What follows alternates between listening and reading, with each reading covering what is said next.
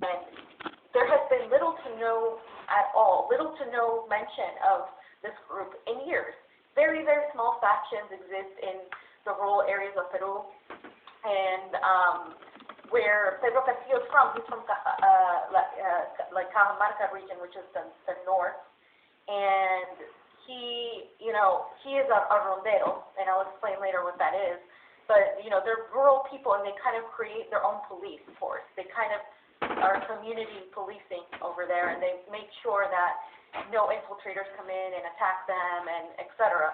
So what sources were claiming was that whole thing was manufactured by Keiko Fujimori's party and her, because she has money. She's been buying out a lot of people, including the Peruvian soccer team, which everybody can look up. She paid off the Peruvian soccer team for support. And they manufactured this whole story because the people that were in the area who were reportedly, were told, like, who were witness to it, said that the culprits who committed these acts weren't even from the region. So they just showed up there and killed these people. And so everybody was trying to figure out how this was shining past, because these people didn't even live in the region, and they're claiming that this was a politically motivated false flag to blame Pedro Castillo, because it was right before the second polls came up. The latest polls came up, and then of course there's that. So it's really hard to prove anything, because again, you'd have to go to the rural region, but a lot of these people have been talking to independent media in Peru, not mainstream media. Peru has the same issue that we do here. Mainstream media is bought and takes money from a lot of these politicians, and these politicians take money from them, and so it's this whole thing where they're completely bought off, and so independent media will go and report on it. You'll find it on Facebook, you'll find it on YouTube, you'll find it in certain radio sectors, but you won't find the information on any mainstream media source. They will not talk about it. So Pete, just kind of to think about this and kind of break it down, right? So they haven't. So you're telling me that the Shining Path hasn't really been active, really, in Peru for a while, right? Right.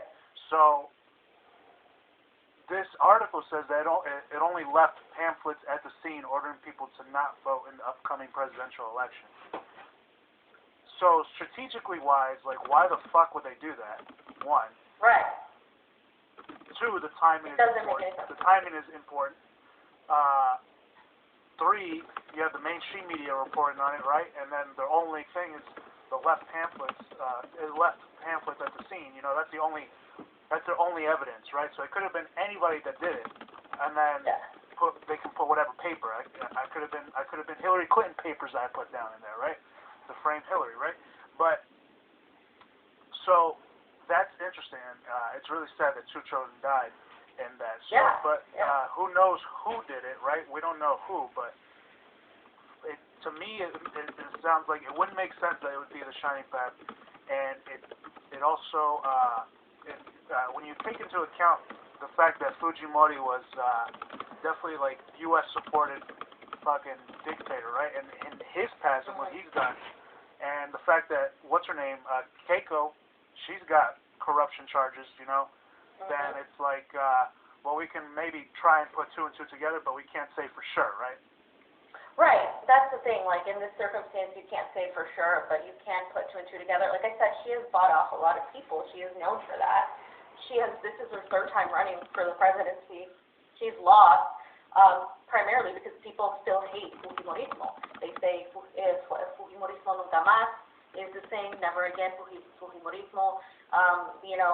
What her father did is ended up in the death of thousands of people. Now, another thing is that the mainstream media, you can see the usual suspects. If you go through who reported on the stories in the way they did, you'll find CNN, you'll find BBC, you'll find the usual suspects of all mainstream media who stand to win if Keiko Fujimori becomes the president, because she will welcome the global capitalist mindset of the United States, which the United States is extremely interested in Bolivia and Peru's lithium. Of course, Mexico's as well. This is why they're trying to also get rid of AMLO.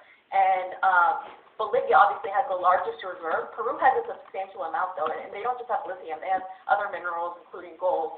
Gold is cheaper here because of that. And in Bolivia right now, they're already inventing electric cars that are way cheaper than what Elon Musk is offering, by the way. So that's, if they keep going at this route, they're going to out the competition in Elon Musk. And Peru is going to be very involved in this because Peru and Bolivia are right next to each other.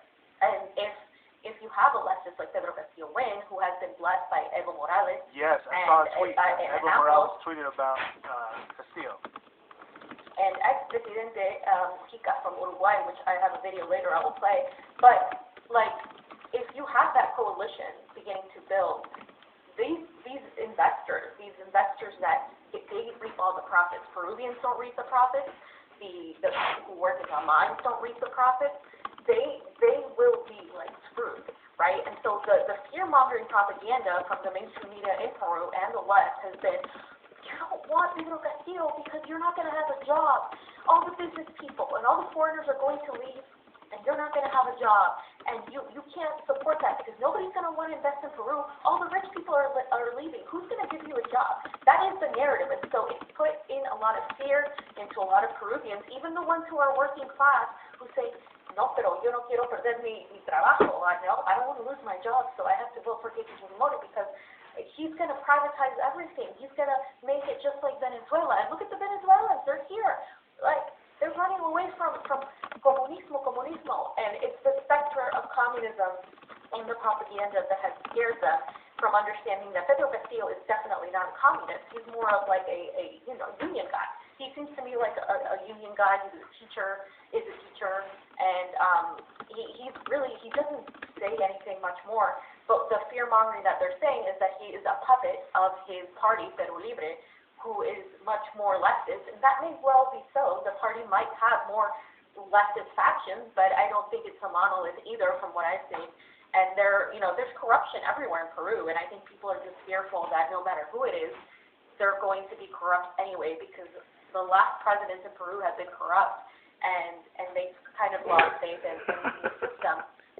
But it's kind of like with Biden and Trump or Hillary, where people were like, well, Biden's bad or Hillary's bad, but at least it's a bad I know, whereas Trump, he seems like a lunatic. It's kind of like that, except Pedro Castillo is the outlier, right? And they're saying, well, Keiko is bad and she's corrupt, but at least I know she's going to be corrupt. They literally told me, I know she's going to be corrupt, and I know she's going to steal.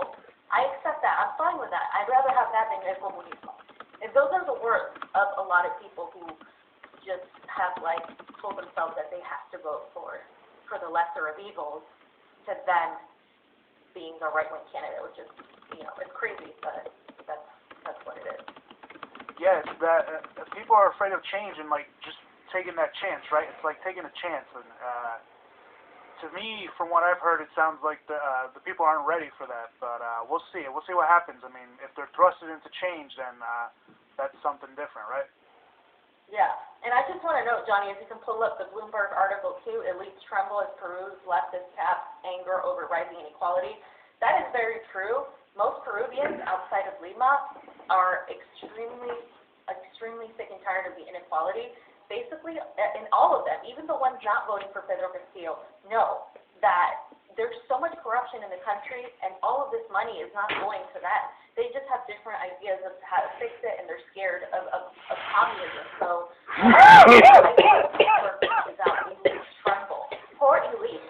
Let them tremble for once, right? And he's a school teacher, a union organizer, so people were surprised that he even made it this far. There were other candidates, by the way. And so,